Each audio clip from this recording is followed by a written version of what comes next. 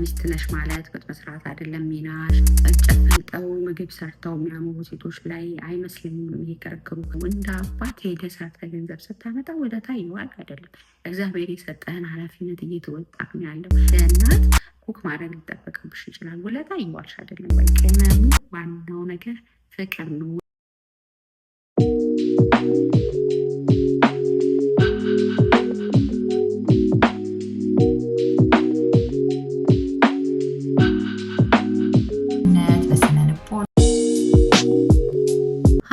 ሰላም እንዴት አላችሁ? ሰሞኑን ሴት ኩክ ለማድረግ ወጥ ለመስራት ምናምን አልተፈጠረችም። ሚስት ነሽ ማለት ወጥ መስራት አይደለም ሚናሽ፣ የጭቆና ነው፣ ትክክል አይደለም ምናምን የሚሉ በጣም ብዙ መከራከሪያዎች በዚህ ሶሻል ሚዲያዎች ላይ አያለሁኝ። ከሰላንቲያ በዚህኛውም በዛኛውም ሳይድ ማለት ነው። እና ይህ ነገር እንደ ቀልድ እየተደጋገመ መጣ ብዬ አሰብኩኝ እና በዚህ ላይ ለምን አንድ ቪዲዮ አልሰራም ብዬ ነው ይህንን ኮንተንት ይዤላችሁ የመጣሁት።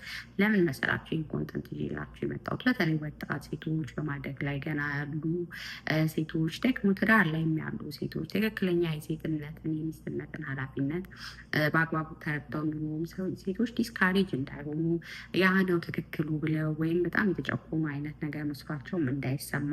ምክንያቱም በጣም ጎልቶ ጮ እየተሰማ ያለ ድምፅ ስለሆነ እንደ ኋላ ቀርነት፣ እንደ ተጎጂነት፣ ሚስት መሆን፣ ልጆችን መከባከብ፣ ለባል ምግብ መስራት፣ ቤትን መያዝ እነዛ ተደርጎ እየተወራ ስላለ የዛን ነገሮች ኢፌክቶቹን ማውራት ስላለብን ማለት ነው። እና በተለይ ይህን ነገር በተለይ ውጭ ሀገር ላይ እንግዲህ እነዚህ ጥናቶች በአብዛኛው መጡ የሚባሉት ከውጭ ዓለም ነው እና ውጭ ሀገር ያለውን የሴቶችን ኑሮ መጀመሪያ ትንሽ ዳስሼ ልጀምር፣ ያየሁትን እየሞቁም ያለሁትን ማለት ነው። ኢትዮጵያ እንደውም በአንጻራዊነት ይህን እያወራ ያለሁት ስለ ድፍን ኢትዮጵያ አይደለም። ፕሪቪሌጅ ያላቸው የተማሩ ከተማ ላይ ሴቶችን ነው እያወራ ያሉት። ምክንያቱም ክርክሩም እሱ ላይ ስለሆነ ነው እንጂ አይ ቲንክ በገጠሪቱ ኢትዮጵያ ያሉ ውሃ ቀድተው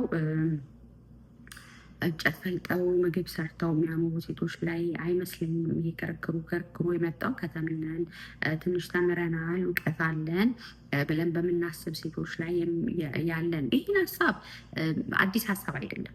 እንደዚህም አስቤም አውቃለሁ፣ እንደዚህም ተከራክረንም እናውቃለን። በተለይ ወጣቶች እያለን ስላችሁ ገና ሃይስኩል ተማሪዎች ወይም ካምፓስ ተማሪዎች ሆነን እያለን እንደ ክርክር ኖ ሴት ሚስት መሆንሽ ማለት ኩክ ማድረግ ግዴታው አይደለም፣ እሱም እንደዚህ ማድረግ አለበት፣ እሷ ኩክ ካረገች እሱ ቤት መጥረግ አለበት፣ እሷ እንትን ካረገች እንትን ማድረግ አለበት የሚሉ እንደዚህ አይነት ክርክሮችን ተከራክሬ የማውቃለሁ። ምክንያቱም ያኔ ህይወትን አላየሁትም፣ ትዳር ምን መሆኑ እንዳለበትም አላውቅም።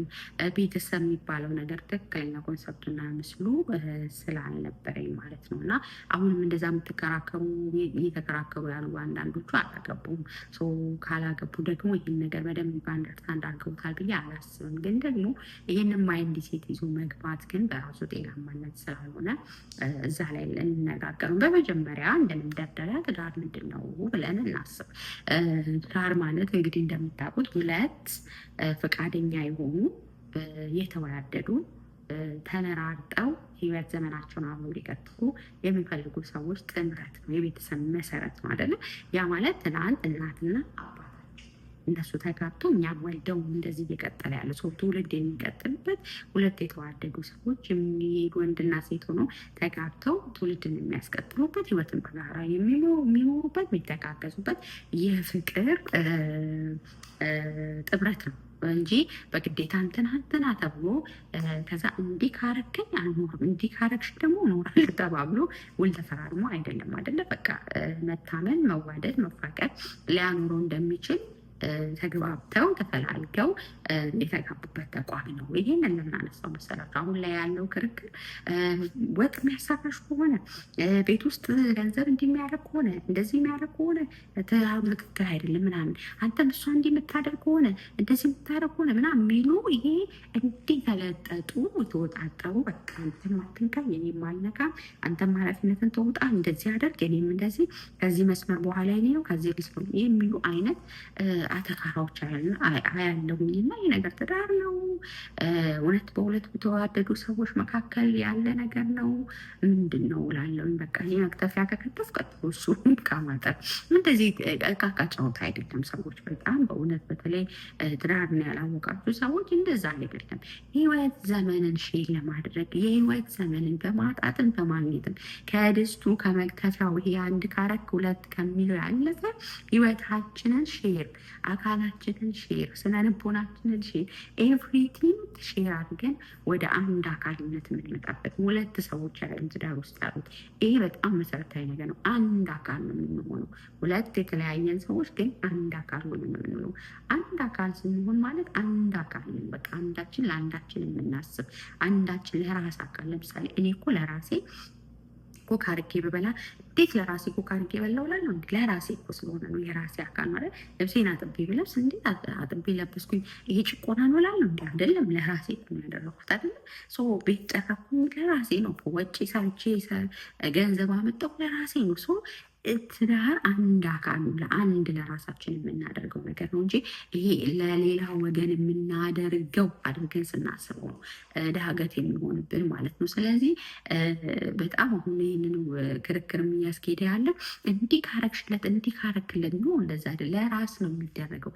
እንደ ራሱ ስጋ ይቅጠራት ይላል መጽሐፍ ቅዱስ። እንደ ራሳችን ስጋ የምንቆጣጠር እንደ ራሳችን የምንተሳሰብ ከሆነ አንዳችን ለአንዳችን ውለታ የምንውልበት ወይም የሆነ ነገር የምንሰጣጡበት ሳይሆን ደስ ብሎን በፍቅር የምናደርገው ለራሳችን እንደምናደርገው ለራሳችን እንደምንበላ ለራሳችን እንደምንለብስ ለራሳችን ለማዘናናት እንደምንሞክር ላይክ እነዛም ሰው አንድ አካል ነው እና ይህንን በጣም ልንረዳ ይገባል ማለት ነው።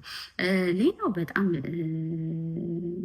የሚገርመኝ ነገር አሁን ላይ በቃ እንደ ጭቆና ተደርጎ የሚነሱት ነገሮች ኃላፊነት የኃላፊነት ክፍፍልን አለማወቅ ነው ብዬ አስባለሁኝ።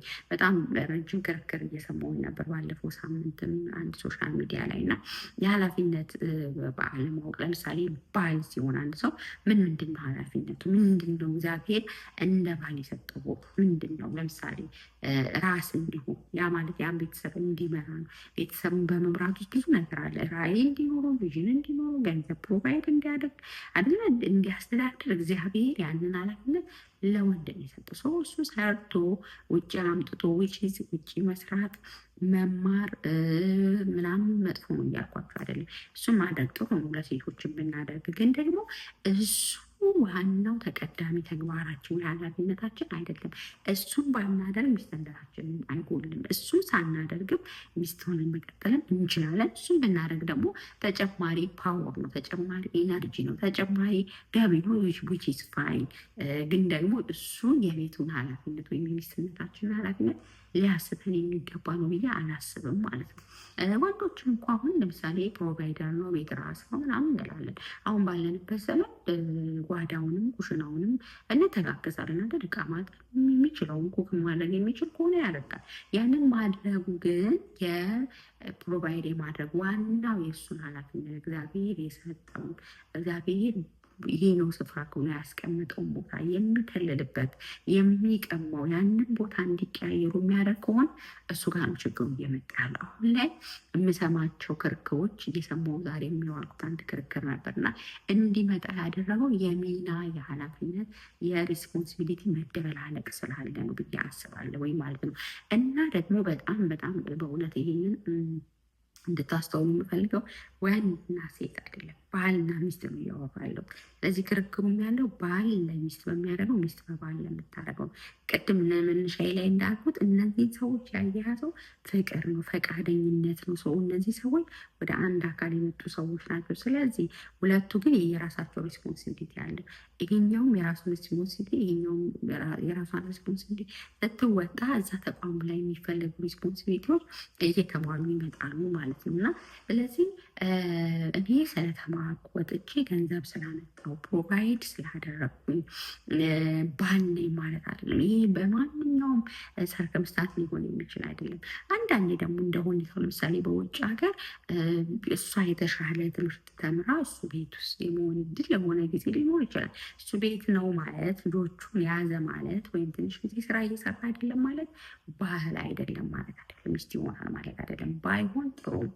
እኔ በጣም ሪኮመንድ የማደርገው እሱን ነው ማለት ለልጆች ነርቸር ለማድረግ ለመንከባከብ ምን ማለት ሴቷ ሞሮፍ ትቀርባለች። ተፈጥሮም ያንን ሰጥቶናል።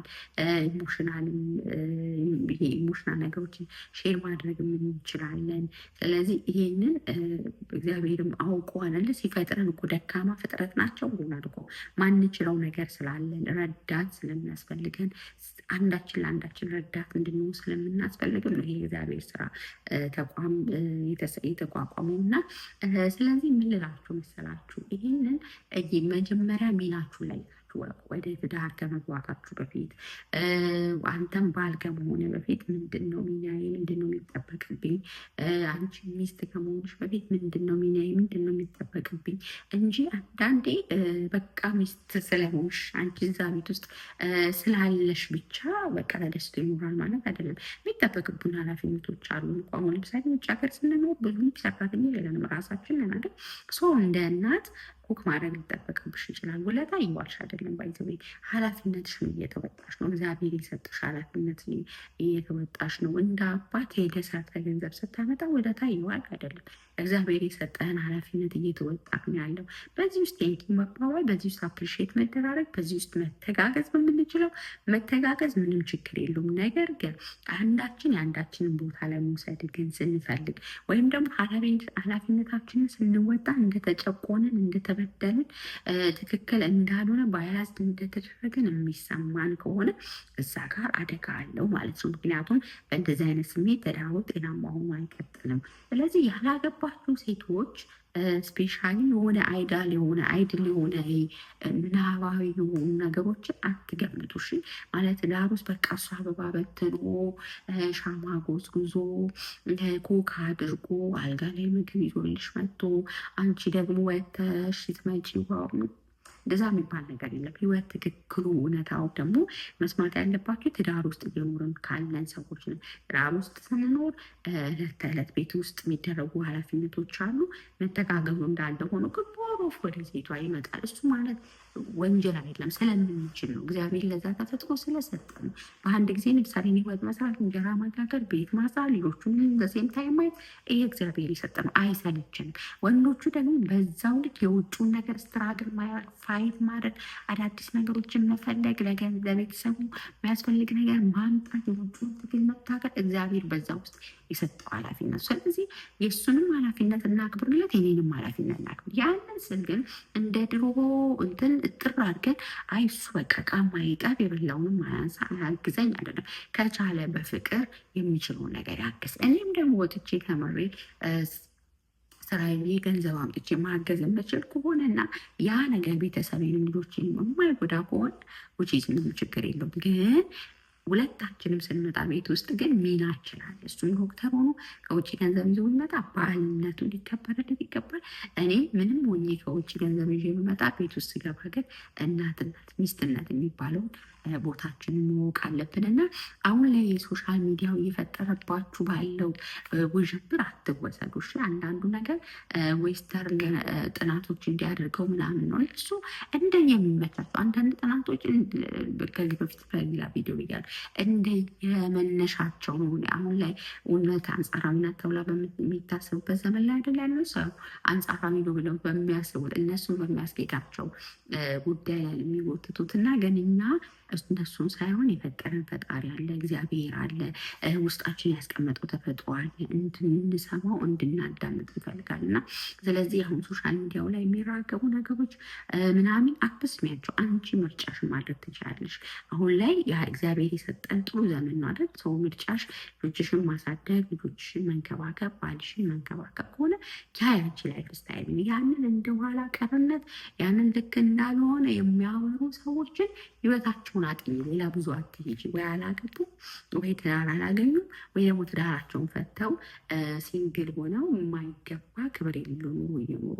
አንቺ ግን በጣም ክብር ያለው ኑሮ መኖር የምትፈልጊ ከሆነ ልጆችሽ ነገ ትውልድ ሆነው ትልቅ ደረጃ እንዲደርሱ የምትፈልጊ ከሆነ ሀገር እንዲቀጥል የምትፈልጊ ከሆነ መወደድ መከበር የምትፈልጊ ከሆነ ግን እግዚአብሔር ቤት ውስጥ ያስቀመጠውን ተፈጥሮሽን ኤክሰርሳይዝ አድርጊው። ነርቸር ማድረግ፣ መንከባከብ፣ መገዛት፣ እነዚህ ነገሮች ለባህልሽ እንድታደጊ እግዚአብሔር የሰጠሽ ቦታ ነው እና አሁን ላይ ያለው ውዥንብር በጣም ሶሻል ሚዲያውና አንዳንድ ንግግር የሚችሉ ሰዎች የሚከራከሩት ነገር አንቺን አይገልጹሽም። አንቺ የራስሽ ህይወት አለ፣ የሰራሽ ፈጣሪ ደግሞ ስለ አንቺ ያውቃል እና በዛ እንዳትወሰዱ፣ ሞኝ እንዳትሆኑ። ምንም ነገር ለትዳር አጋራችን ብናደርግ፣ ምንም ነገር ለቤተሰባችን ብናደርግ ቅመሙ ዋናው ነገር ፍቅር ነው። ወደን በጣም ለምንወደው ውድ ለሆነው ነገራችን የምናደርገው ነገር ስለሆነ የትኛውም ዋጋ የሚተመንለት አይደለም። በየስፍራችን ሲሆን ሁሉም ነገር ያምራል ማለት ነው። ሰው ከሰሞኑ ትዝብት ላካፍላችሁ ብዬ ነው። እናንተም እስኪ በኮመንት ላይ የምታዩትን አሁን ላይ ያሉ ሙግቶች፣ ክርክሮች ምን ይመስላሉ? ሀሳባችሁን አጋሩ። ላይክ፣ ሼር፣ ሰብስክራይብ አድርጉ። ቴንኪው